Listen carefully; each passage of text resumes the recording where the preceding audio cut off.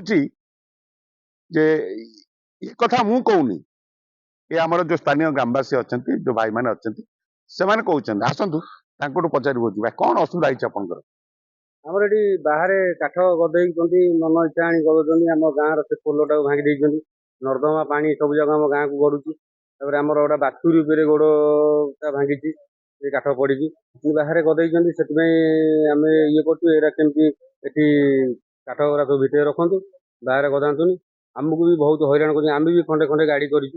ଆପଣ ଫରେଷ୍ଟ ଡିପାର୍ଟमेंट अभियोग कर ଫରେଷ୍ଟ ଡିପାର୍ଟମେଣ୍ଟ ଆମେ ତ ତାଙ୍କ ପ୍ରେସିଡେଣ୍ଟକୁ ଜଣେଇଛୁ ନା। ପ୍ରେସିଡେଣ୍ଟ କିଛି ଶୁଣିବାର ନାହିଁ। 2-3 ଥର ଖଣ୍ଡେ ଆମେ ବି ଯାଇ ताको କହିଛୁ ଯେ ଆମ ଗାଡିକି ଲୋଡ ଦିଅ।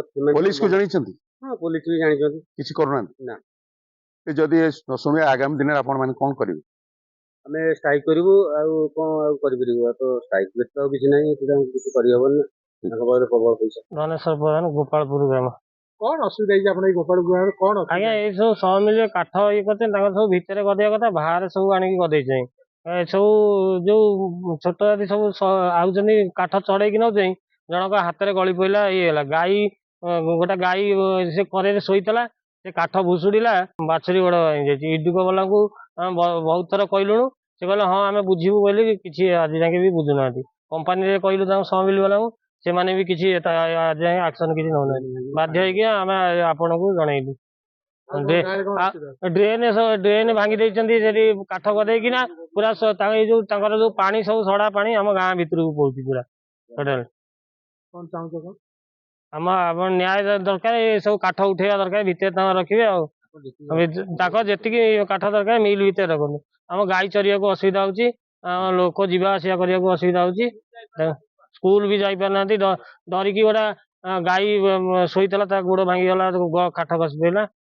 ये फॉरेस्ट डिपार्टमेंट के अभियोग कर फरेस्ट डिपार्टमेंट तांको बहुत थर सी आसिक कहलेनी आंकु, फरेस्ट वाला भी आंकु कहचंदी सी फरेस्ट कौन कहचंदी ना, किंतु फरेस्ट वाला आइचंदी आंकु भी कहचंदी, किंतु ए माने सुनु नांती।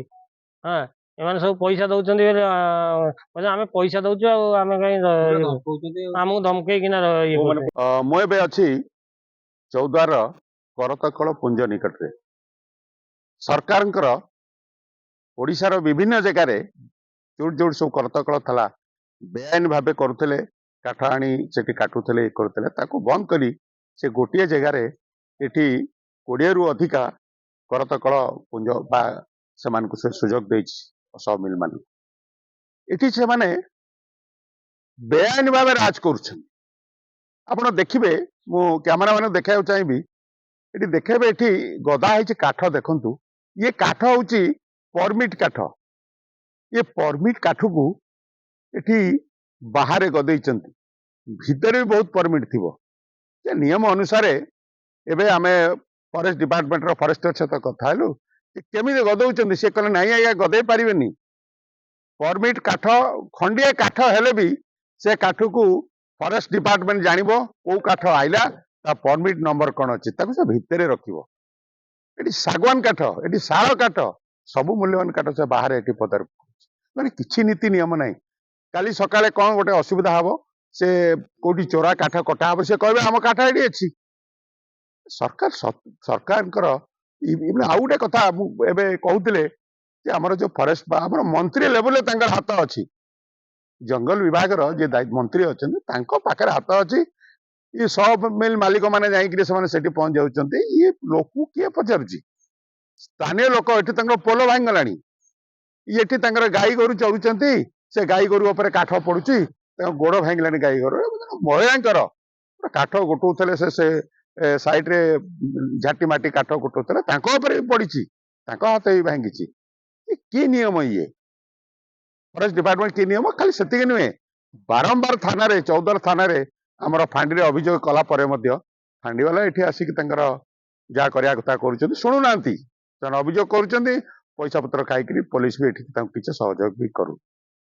सब बड़ कथा हूँ आम अभियोग फोन कलु, रेंजर को फोन कलु, फॉरेस्टर को फोन कलु, रेंजर कहते नहीं आज्ञा मु आज चिठी लिखी डीएफओ को लिखी। आगुरी कौन कर चिठी आज लिख वर्ष वर्ष धरी एम गदौं बेआईन भाव ये कम कर डीएफओ को जन ना, डीएफओ जानी ना, लोक हईराण होती, स्थानीय बासिंदा हईराण होती। हाँ ये सब जो समस्त बेआईन काम होची या पर गोटे तदंत दरकार अछि से जो तदंत हेले सब सत्य आसो केते वर्ष होला ये चलीची बेआईन भाव चली सरकार भी जानवे एवं सरकार नीति नियम केमती फांकी चली से विषय में से अवगत है। बड़ खबर दीपक मंगल।